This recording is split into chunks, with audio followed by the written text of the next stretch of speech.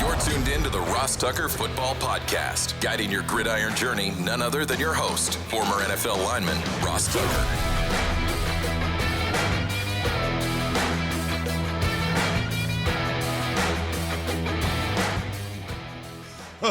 Oh, yeah, it is. But it's not just any Ross Tucker Football Podcast. It is a teaching tutorial Thursday, presented, of course, as always, by DraftKings. Love those dudes. Love all of you that use the code Ross over there for whatever you're doing. Best ball's huge on the regular DraftKings app right now. And, of course, there's always stuff you can be betting on if you're so inclined on the DK Sportsbook.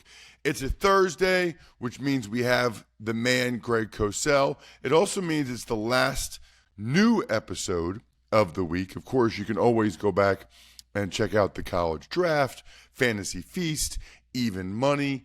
Plenty of shows for you to listen to or watch. YouTube.com/Ross Tucker NFL. The next couple of days. Speaking of couple of days, yesterday we'll get to it, but yesterday's guest bartending for Eagles Autism Foundation at Jason Kelsey's event was incredible. I've got the beer bowl for the New Heights show a little bit later this morning.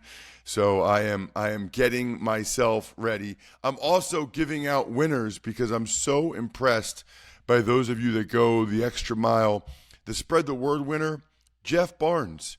I noticed that he quote posted one of the Ryan Leaf videos that from Monday that has really done well. I got a lot of really good feedback from you guys from the Ryan Leaf interview, and Jeff Barnes was one of them. So, Jeff, email me, ross@rosstucker.com, and I will gladly send you a signed autograph. Still have a bunch of awesome press passes from this past season I'd love to give out to you guys. Sponsor confirmation email winner, Jill Thomasian. She got I don't think she got Raycon earbuds. I have to look again. She got something at Raycon, but it might not have been earbuds. I still have that code at Raycon. So good for you, Jill. I love it. Let me know what you would like. Again, ross@rosstucker.com. And the YouTube shout out, which is someone who gets a video from me shouting out whoever they want. I'll email it directly to you. Goes to Jess Yates, youtube.com/Ross Tucker NFL. All you have to do is subscribe and then comment on any video to be the YouTube shout out winner. Love those of you that take advantage of our sponsors or help spread the word via social media. It's Big Show time. The Big Show. All right, Greg, we've got 2 divisions to go in this series that has been very, very popular with people. A lot of people, by the way, finding it as they're searching on YouTube, youtube.com/Ross Tucker NFL. Greg's preview for every division going into training camp. Today is NFC South, and then next week we will wrap it up with the NFC East. Before you know it, there'll be preseason games. We'll have to figure out what we do for those 3 weeks or whatever it is in between, but we'll come up with something. I usually like to go, Greg, alphabetical order. So let's start with a fascinating team to me, and that is the Atlanta Falcons. There's a lot there. New quarterback, new coordinator, new head coach, tremendously gifted top 10 skill players that perhaps haven't really shown what they can do yet. I like to give you a blank canvas, Greg. Where do you want to start with the Falcons? Well, I think you have to start offensively for this reason. Zach Robinson is a first-time offensive coordinator, but his background is the Rams and Sean McVay. And Kirk Cousins fits that system extremely well. You could probably make a stylistic comparison between someone like Cousins and Jared Goff in terms of the way in which they play the position. And now they'll start foundationally with the outside zone run game, and I would expect Bijan Robinson to become a major part of their offense. We know, too, that with the pass game, there's a lot of reduced splits, tighter splits, where receivers are closer to the formation. You'll see that. They have speed with Darnell Mooney. I think they've got a pretty complete wideout in London. Not a true vertical dimension, but can certainly work the short and intermediate areas. Whether they see him as their Cooper Kupp or Nakua, that remains to be seen. The third receiver is the question. They did sign Rondale Moore. We'll see how that all plays out. but I would expect, they do have Pitts. Pitts is obviously a guy that can line up outside. He could end up being more of a wide receiver in the context of this offense than a true tight end. So we'll see. It's a fascinating group of players within the context of a Rams/49er style offense. So the one nugget I think is noteworthy is I did that Falcons-Bears game in Week 17 for CBS last year. Yes. And, I talked to enough people. Pitts was not healthy. Pitts was not 100% last year. He was fighting back from an injury, and then he kind of battled through it all year. I don't know where he's at now, but there's been so much criticism of him because I guess he had a really good rookie year, right, Greg? And then the last couple of years have not been as good, and people want to know why, and he was a tight end that got drafted so high. I guess I would just submit I'm really anxious to see him with Cousins, who has a history of getting the ball to the tight ends, Jordan Reed and Hawkinson. And in this offense, as you referenced, obviously Kittle's had big. I'm really curious to see. I hope Pitts is healthy, and I'm curious to see how he can function because this offense, historically, you go back to Owen Daniels with the Texans. Like this offense, Shannon Sharp, this offense will get the ball to the tight end. No question. And I think he's a bit of the wild card because of how he'll be deployed, and we don't know that exactly right now. But the other factor, Ross, and I'm sure you're aware of this, I think they have a pretty good O-line. Yep. I think that Chris Lindstrom at right guard, he's a man now. I mean, that guy's one of the best guards in the NFL. Jake Matthews is just about as solid a left tackle as there is. Bergeron, who played left tackle at Syracuse, is their left guard. He started as a rookie. This is a solid O-line. This could be a very intriguing offense. Now, early in the season, because everything's new, you never know. It could take some time. I don't want people to think I'm saying they're going to come out week one and start putting up 35 every week. But I think with the tactical approach of this offense and the players that they have, it could turn out to be a very good offense. Yeah, I don't have a lot of questions about them offensively. And you're right, they've invested heavily in that offensive line. I mean, you look at it, 3 first-round picks, a 2nd-round pick, and a 4th-round pick among their stars. All homegrown. Yes. All guys that they drafted high. Seems like that usually works out pretty well. Not always, but pretty well if you invest those type of resources. I guess I'm more curious, Greg, about them defensively. I think they'll operate at a high level offensively. Defensively, the coordinator is Jimmy Lake, but it's Raheem Morris is the head coach. And I look at them defensively, I don't see a lot of difference-making football players, Greg. And maybe Raheem had to deal with this last year with the Rams. Yeah. And maybe he's used to that. But, if Grady Jarrett's healthy, he is that. Obviously, I think maybe the strength is the back end with A.J. Terrell and Jesse Bates. Jesse Bates, Greg, was even better last year in Atlanta than he ever was in Cincinnati, which is saying something. Yeah, and the other safety is going to be DeMarco Hellams, who was a 7th-round pick out of Alabama, who beginning around mid-season last year beat out Richie Grant for the starting safety job. He turned out to be a really good player. So you're right about the back end. They're kind of searching for a pass rush. So it'll be interesting to see. I mean, they drafted Zach Harrison out of Ohio State in the 3rd round. I didn't view him as a big-time potential pass rusher. We'll see. They drafted Ebiketie out of Penn State 2 years ago. They view him as a pass rusher. That's really his game. So they're waiting for these guys to see if they can become individual pass rushers, or does Jimmy Lake and Raheem, do they have to scheme pass rush? And when you start doing that, then you do compromise coverage. Defense is a numbers game, Ross. If you can rush with 4 and have success, you've got 7 in coverage. If you start having to add in your pass rush, it changes how you play coverage because you have fewer bodies. So your options become limited. Greg, let's get to the Carolina Panthers. Man, oh man, the Carolina Panthers. And I guess the first question, Greg, is what's your level of confidence or faith that Bryce Young is going to end up being a quality starting quarterback in the NFL? I don't think we know the answer to that, and I think it'd be unfair to make a strong judgment one way or the other. I think because of his size and because of the fact that he does not have a big arm, there are limitations to his game, so he'd have to be a certain kind of quarterback, which theoretically he's capable of being because he's super intelligent and he understands things really well. But now you have to help him, and I think they understood that. Look, what did they do on the offensive line?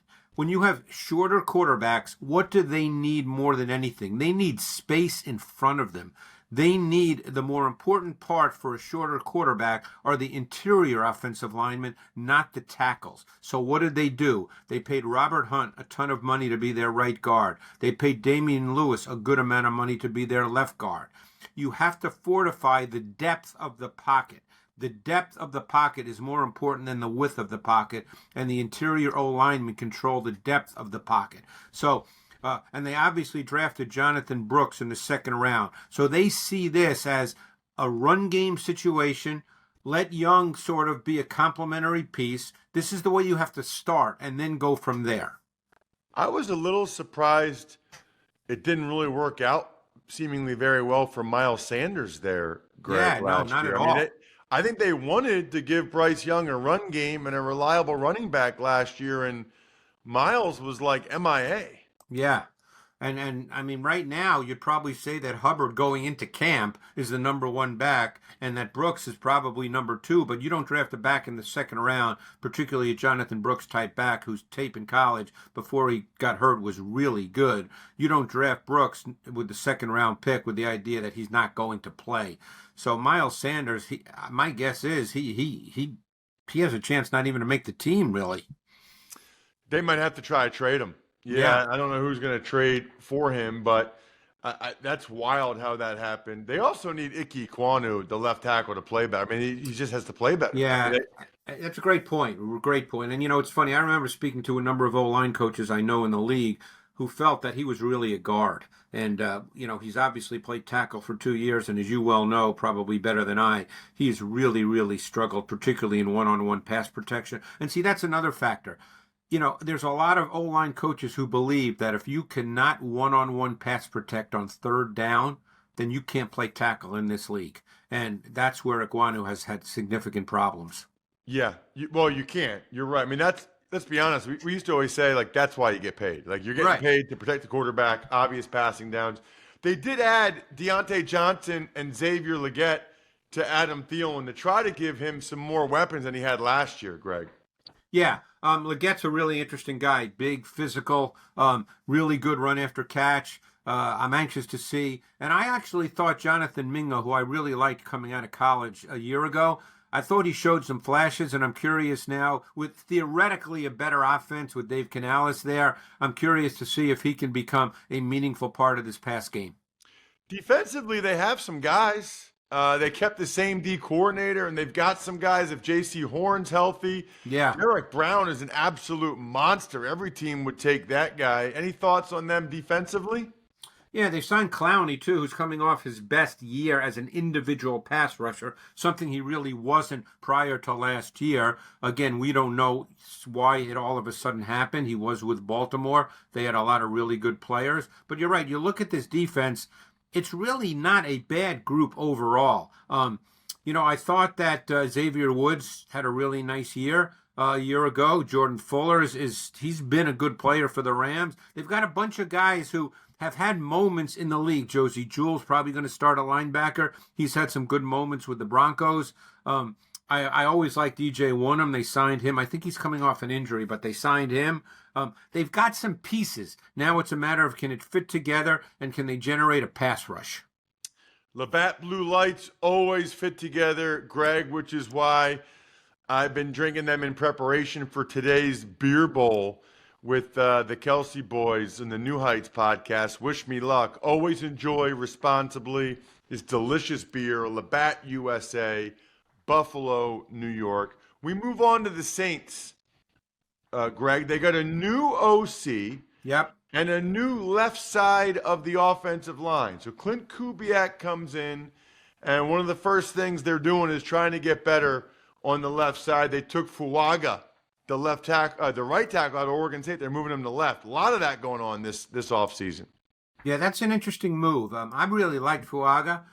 He's a great run blocker. I think that I thought he had good feet for a right tackle. There were some who thought that ultimately he did not have good enough feet to even be a tackle in the league. Again, I thought he had good enough feet, but and you and I have discussed, I don't know if the delineation between left and right tackle is as meaningful as it used to be. The one main thing, of course, is at left tackle, it's the blind side. But that's the only issue. Otherwise, with all the great pass rushers that come from the left side of the defense now, right tackle is just as important as left tackle. So we'll see what happens with their O-line. I spent a lot of time watching Derek Carr. I did that this week because, I never felt I had a great feel for him, and I get asked about him a lot.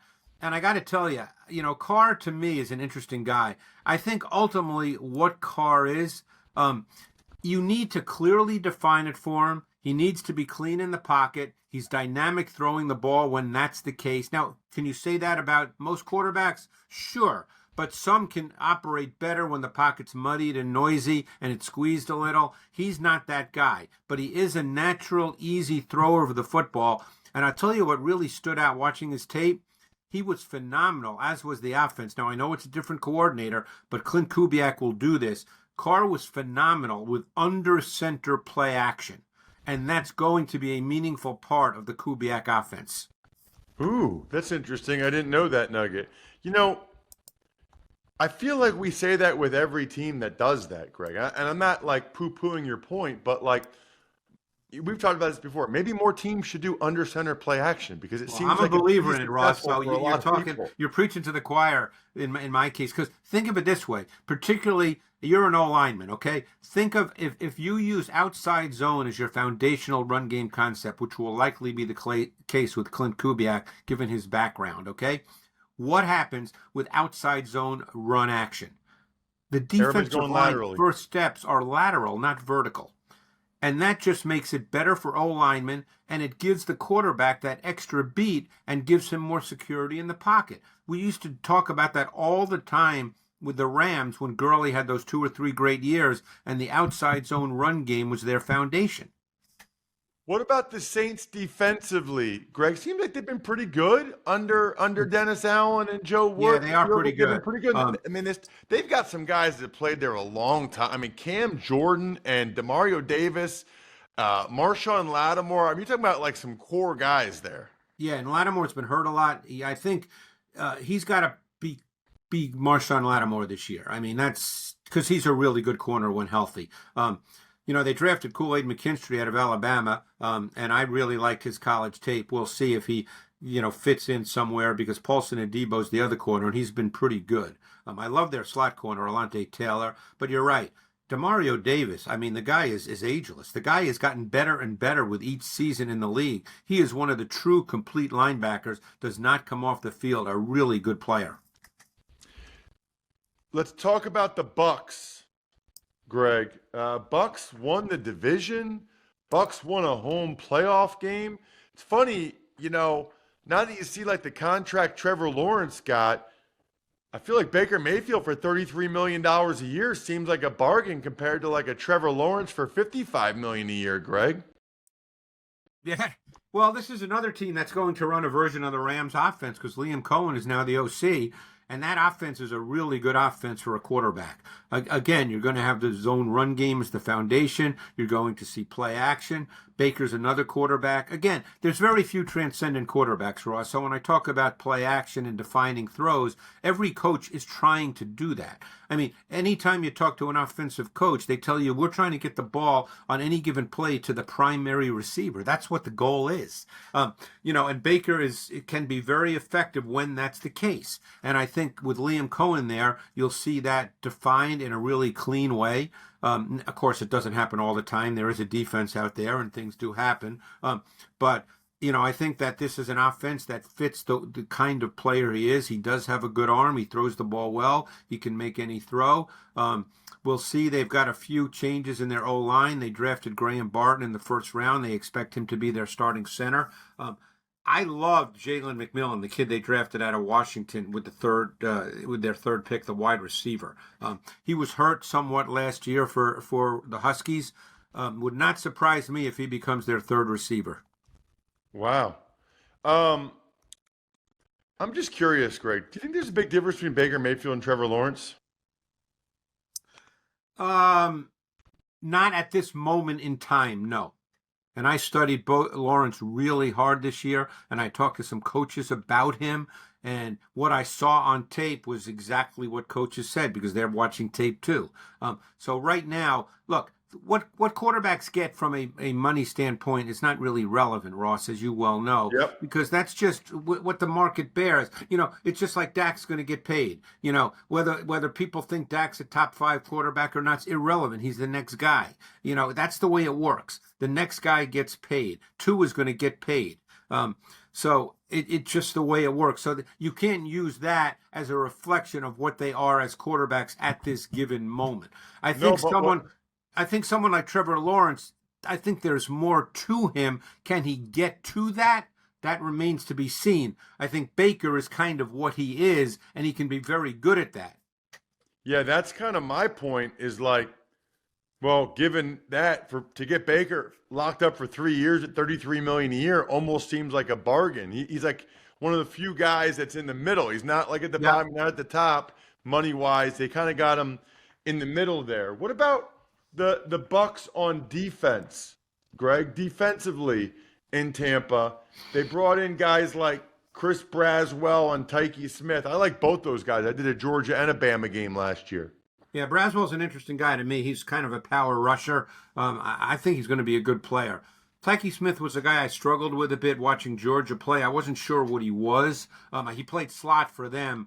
I don't think he's a slot corner, so I think he's really going to have to try to play safety in the league, and we'll see how that plays out. I think they have some questions. They lost Carlton Davis. Okay, he's with the Lions now. So Dean's going to continue to be one corner.